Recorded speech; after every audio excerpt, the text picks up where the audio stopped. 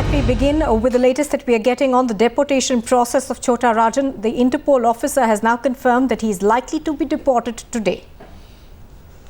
What is the final status of starting today? Just waiting for the process. Yeah. How much time? अबे छुट्टी ambience यहाँ मिलेगा. We're still waiting for the process from immigration. Yeah. How much? No, but how much time do you think it will be before we can expect today, tomorrow, when?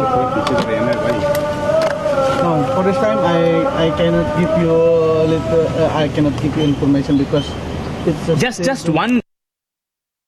Whether he'll be out today or tomorrow, because you see, a lot of security risks are also there. Probably today. Probably today. Probably today. By Probably tonight? today. Yes, tonight. Tonight. Sir, Okay, thank you. Has Jakarta Interpol given clearance about it, sir?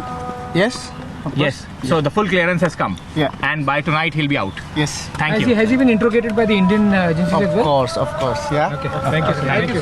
Thank you, sir. There you heard Mr. Ahmed Insan, who is the head of the team from Jakarta Interpol, who had come here to interrogate Chota Rajan. In fact, he is being interrogated on the first floor of this building. They confirmed that most probably tonight, when he will be taken out, and the special aircraft has been planned, but whether this aircraft will take off tonight or tomorrow is something we will have to wait for the immigration process to get clear in Bali.